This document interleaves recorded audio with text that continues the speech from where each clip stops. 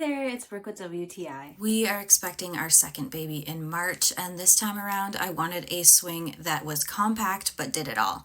This one from Bautia is absolutely perfect. I love that it has this removable canopy with these plush toys.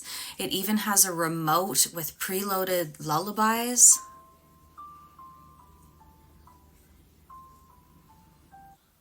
It's really plush and soft, which is going to be perfect for the baby.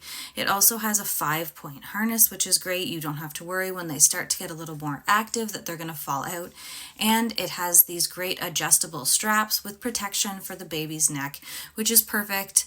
And I also love how easy it is to adjust. I have never seen one that adjusts this way, and I like it a lot better than most. I really like that it has this locking mechanism, so if you don't want it to be able to swing, you can just push this down and it won't move. It also folds flat for storage, which is awesome if you don't have a lot of space.